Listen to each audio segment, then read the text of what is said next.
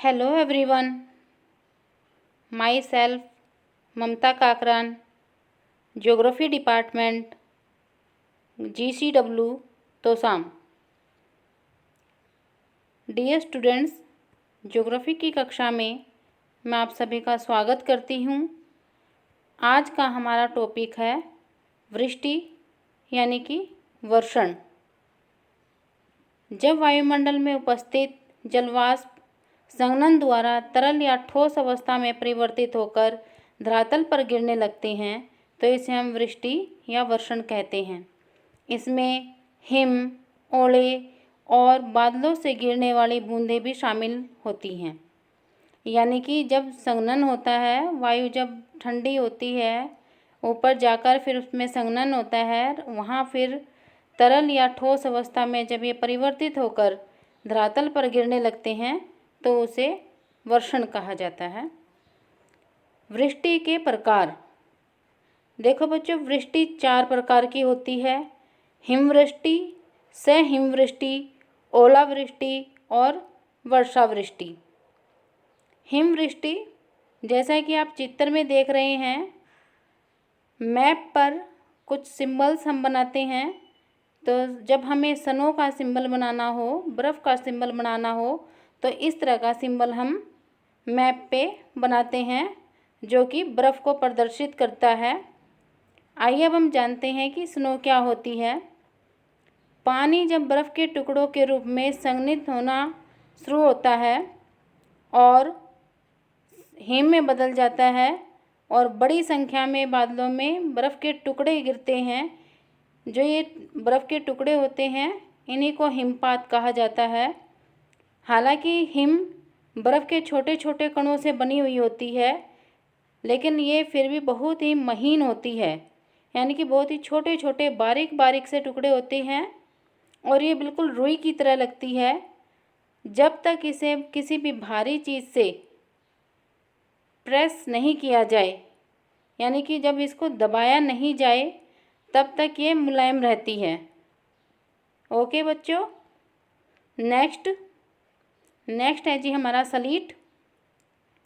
Slit जो होता है, इसमें जैसा कि आप चित्र में देख रहे हैं, ऐसा हमारा ये सिंबल होता है मैप पे दर्शाने के लिए। इसमें बर्फ़ के साथ साथ पानी की बूंदें भी गिरती हैं, जिसे हम सहिमवृष्टि कहते हैं। आइए अब इसे डिटेल से जानते हैं।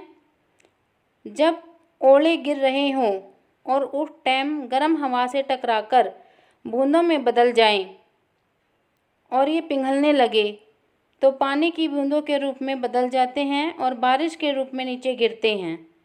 लेकिन जो बर्फ़ के टुकड़े अधिक भारी, मोटे होते हैं, बड़े होते हैं, वो पिघल नहीं पाते हैं और नीचे धरती पर छोटे छोटे गोल टुकड़ों के रूप में गिर जाते हैं।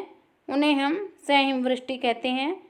जैसा कि बच्चों, आपने भी अपने जीवन काल में ज़रूर ये देखा होगा कि जब कभी बारिश आती है तो ज़ोर की गड़गड़ाहट के साथ बर्फ़ यानी कि ओले भी गिरते हैं। जब बारिश की बूंदें और ओले एक साथ गिरें तो इसे सहिमवृष्टि कहा जाता है। आइए देखिए, नेक्स्ट देखते हैं हेल यानी कि ओले। जैसा कि आप चित्र में देख रहे हैं, ये हमारा एक सिंबल है मैप पे प्रदर्शित करने के लिए ओलों के बारे में आप सब जानते ही हैं।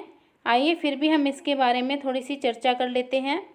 लगभग 5 मिलीमीटर या इससे अधिक व्यास वाले बर्फ़ के टुकड़े जो कपासी मेघों से नीचे गिरते हैं, ये आकृति और आकार में भिन्न भिन्न प्रकार के हो सकते हैं। इनका संबंध प्राय तड़ित झंझाओं से होता है। तड़ित झंझाओं मतलब जो बिजली जोर से कड़कती है और उनके आगमन के साथ ओले भूतल पर गिरने लगते हैं। देखो बच्चों, ये सहिमवृष्टि से थोड़ा सा अलग है। इसमें ये जो ओले होते हैं, अकेले ओले गिरते हैं, बारिश की बूंदें इनमें साथ में नहीं होती हैं। आपने भी कभी ना कभी ऐसा देखा होगा कि अकेले ओले गिरे हैं कुछ देर तक, फिर बाद में या पहले बारिश आई हो। ओके, आइए नेक्स्ट देखते हैं। नेक्स्ट है हमारी रेन। वृष्टि का चौथा प्रकार रेन के बारे में तो आप सभी जानते ही हैं कि जी एक जब हमारी वर्षा होती है, पानी के रूप में बूंदें गिरती हैं आसमान से। ये किस प्रकार गिरती हैं भला? पहले संघनन होता है, पृथ्वी की सतह से वाष्पीकरण होकर जब हवा ऊपर उठती है और वाष्पीकरण के बाद ठंडी हवा हो जाती है। ये इसमें पानी की जो बूंदें भरी हुई होती हैं, इनका संघनन हो जाता है और ये पुनः धरती पर गिरने लगती हैं। इसे वर्षा कहते हैं। ये देखिए एक चित्र जिसमें मूसलाधार वर्षा हो रही है, बहुत ही तेज वर्षा इसमें होती हुई प्रतीत हो रही है। आइए अब हम जानते हैं टाइप्स ऑफ रेनफॉल, यानी कि वर्षा कितने प्रकार की होती है।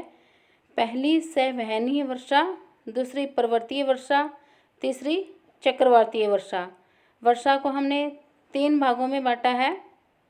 आइए अब हम संवहनीय वर्षा के बारे में चर्चा करें।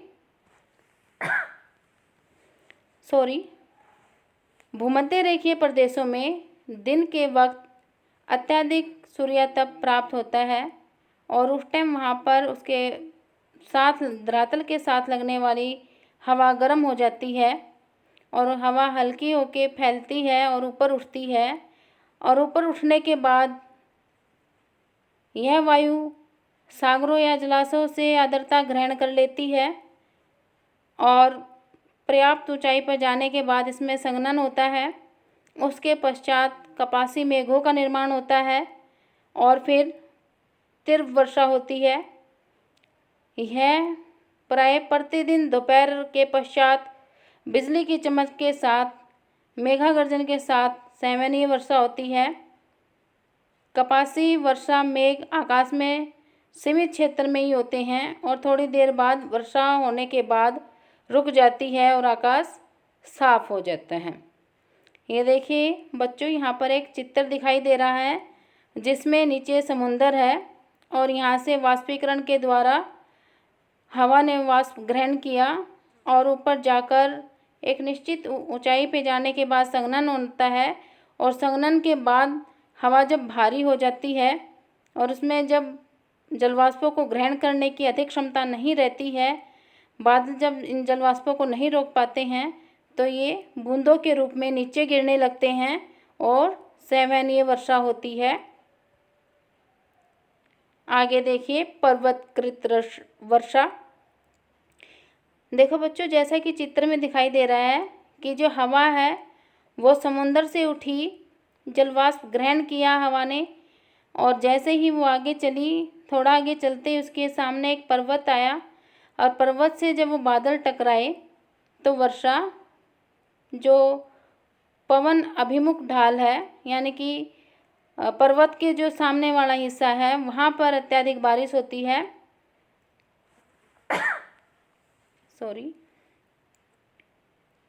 और जो पर्वत का दूसरा हिस्सा है पवन विमुख ढाल वर्षा विहीन रह जाता है, वहाँ पर वर्षा नहीं हो पाती है। आइए अब थोड़ी सी जानकारी लेते हैं। वाष्प से भरी हुई हवा जब चलती है और उसके मार्ग में पर्वतों का अवरोध आ जाता है तो इन हवाओं को ऊपर उठना पड़ता है, जिससे पर्वतों के ऊपर जमे हिम के प्रभाव से और हवा फैलकर ठंडी होने के कारण जो जलवाष्प की बूंदें हैं उनमें बूंदों के रूप में आकर धरातल पर बरसने लगती हैं। ये हवाएं पर्वत के दूसरी ओर जब मैदान में उतरती हैं तो गर्म हो जाती हैं और अपने आसपास के वातावरण को भी गर्म कर देती हैं। विश्व के अधिकतर भागों में इस प्रकार की वर्षा होती है। मानसूनी प्रदेशों में इस प्रकार की वर्षा होती है और इसे पर्वतकृत वर्षा भी कहते हैं। ओके स्टूडेंट्स, नेक्स्ट है हमारी चक्रवातीय वर्षा। देखो बच्चों, जैसा कि आप डायग्राम में देख रहे हैं, जो हमारी रेड कलर से जो हवा दिखा रखी है, ये बच्चों आपको समझाने के लिए दिखाया गया है। रेड कलर गर्म हवा को दिखा रहा है और जो ब्लू कलर है वो हमारा ठंडी हवा को दिखा रहा है। ये हवाएं जब आपस में मिलती हैं इससे पहले बच्चों हमने वायु राशियों का एक वीडियो बनाया था, उसमें वायु राशियों पे चर्चा की गई थी। जब एक ठंडी वायु राशि और गर्म वायु राशि आपस में मिलती हैं तो वाताग्रह का निर्माण होता है। और ये हवाएं आपस में एक दूसरे से तुरंत नहीं मिल जाती, थोड़ी देर तक ये रुकी रहती हैं। और जब हल्की वायु यानी जो गर्म हवा है वो खुद ऊपर उठने का प्रयास करती है और जो ठंडी वायु राशि है वो नीचे बैठने लगती है। और इस प्रकार से जो हवाएं हैं वो बाहर से अंदर की ओर चलने लग जाती हैं और चक्रवात का निर्माण होता है। और इस प्रकार के जो चक्रवात हैं शीतोष्ण कटिबंध में ज़्यादा बनते हैं और ये वायु ठंडी होकर भारी वर्षा का कारण बनती हैं। ओके, आइए अब इसके बारे में हम डिटेल से जानते हैं। इस प्रकार की वर्षा गर्म और शीतल वायु राशियों के आपस में मिलने से होती है, क्योंकि गर्म वायु राशि ऊपर उठती है और भारी वायु राशि शीतल वायु राशि है जो वो नीचे बैठने का प्रयास करती है। अतः ऊपर उठने वाली वायु ठंडी होकर वर्षा करने लगती है। इस प्रकार की वर्षा प्राय शीतोष्ण कटिबंध में हुआ करती है। ओके, नेक्स्ट देखो बच्चों, वर्षा हर जगह एक जैसी नहीं होती। वर्षा पर प्रभाव डालने वाले बहुत महत्वपूर्ण कारक होते हैं, जैसा कि आगे हम डिटेल में पढ़ेंगे। अक्षांश, ऊंचाई, प्रचलित पवनें, समुद्र से दूरी, जल धाराएं, जल स्थल की स्थिति, पर्वत श्रेणियाँ, इस प्रकार के बहुत से कारक हैं जो वर्षा को प्रभावित करते हैं। आइए अब अक्षांश के बारे में जानते हैं। किसी भी क्षेत्र में अक्षांश की स्थिति उस क्षेत्र में होने वाली वर्षा के लिए उत्तरदायी होती है। जैसे देखो बच्चों, भूमध्य रेखीय जो क्षेत्र हैं वहाँ पर वातावरण गर्म होता है, अधिक ताप प्राप्ति होती है उस क्षेत्र को और वहाँ पर वाष्पीकरण अधिक होता है, तो उस एरिया में वर्षा अधिक होगी। जबकि अगर हम भूमध्य रेखा से ध्रुवों की साइड जाएंगे तो वर्षा के वितरण में भी कमी आ जाती है, क्योंकि वहाँ का जो ध्रुवीय प्रदेश है जो ठंडे होते हैं और वहाँ पर वाष्पीकरण की प्रक्रिया अधिक नहीं हो पाती और वहाँ पर इस कारण से वर्षा कम होती है। नेक्स्ट, प्रचलित पवनें, किसी भी क्षेत्र में चलने वाली पवनें या पवनों का जो संचार है उसकी स्थिति वर्षा को नियंत्रण करती है। वायु जितनी अधिक उष्ण और शुष्क होगी, यानी वायु जितनी गर्म होगी और सूखी होगी, शुष्क होगी, उसमें नमी धारण करने की क्षमता उतनी ही अधिक होगी। और अगर उसने वाष्पीकरण ज़्यादा हुआ है, नमी ज़्यादा धारण करी है, तो वो ज़्यादा बारिश करेगी हवा। जबकि वायु अगर कम शुष्क है और उसकी नमी धारण करने की क्षमता कम है तो वो कम बारिश करेगी। नेक्स्ट, जलधाराएं, विश्व में मिलने वाली ठंडी और गर्म जल की धाराओं की स्थिति के द्वारा भी वर्षण को नियंत्रित किया जा सकता है। जैसे यदि हवाएं गर्म जलधाराओं के ऊपर से गुजरती हैं तो उनके कारण अधिक शुष्क हो जाती हैं, किंतु नमी भी अधिक धारण कर लेती हैं। इसके विपरीत ठंडी जल की धाराएं नमी धारण करने की हवाओं की क्षमता को घटा देती हैं। यानी कि बच्चों, अगर गर्म जल की धाराओं पर से अगर हवा गुजर रही है तो वो अधिक जलवाष्प ग्रहण करेगी, और अगर ठंडे जल की धारा पर से हवा गुजर रही है तो वो कम जलवाष्प धारण करेगी। जैसे बच्चों, मान लो हमने किसी भी एक बर्तन में गर्म पानी किया और उसको हमने ढक के रख दिया, और इसी प्रकार एक बर्तन में ठंडा पानी लिया और उसको भी ढक के रख दिया। थोड़ी देर बाद अगर हम उनके ढक्कन को उठा के देखेंगे तो जो जलवाष्प हैं, छोटी छोटी जो बूंदें ढक्कन पे मिलेंगी, वो कौन से ढक्कन पे मिलेंगी? वो मिलेंगी जी जो हमारा गर्म जल था उसके ऊपर, क्योंकि उसमें वाष्पीकरण हुआ और वो बूंदें ढक्कन पे जम गई।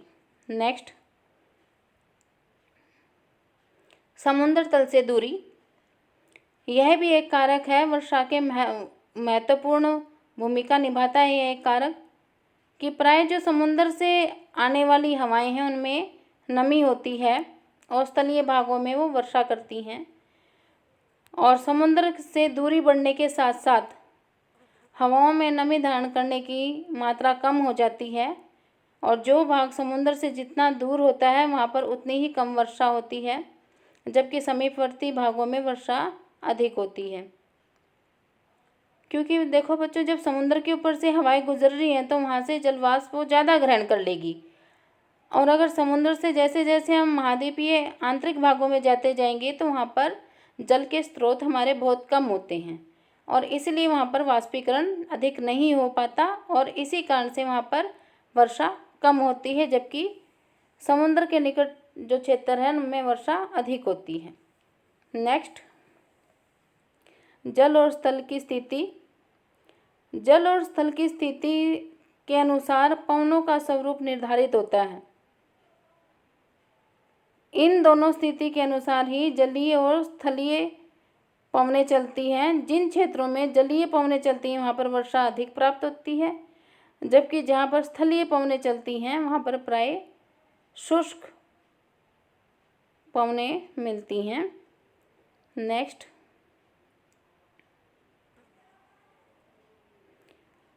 पर्वतों की स्थिति और दिशा।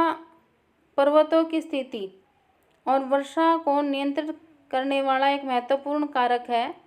यदि पर्वतों की स्थिति नमी युक्त पवनों में अवरोध उत्पन्न करेंगी तो वर्षा अधिक प्राप्त होगी, जबकि पर्वतों की स्थिति पवनों के समानांतर होगी तो उसमें अवरोध उत्पन्न नहीं हो पाएगा, और इस कारण वर्षा की प्राप्ति कम होगी।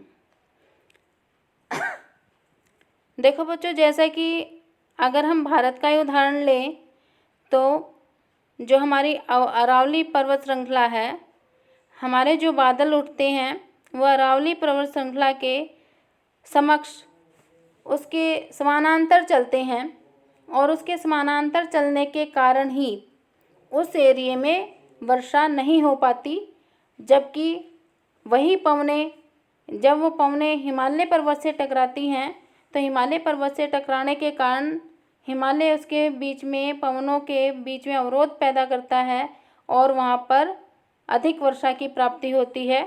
और अरावली पर्वत श्रृंखला में या अरावली पर्वत है जहाँ पर, वहाँ पर कम वर्षा की प्राप्ति होती है।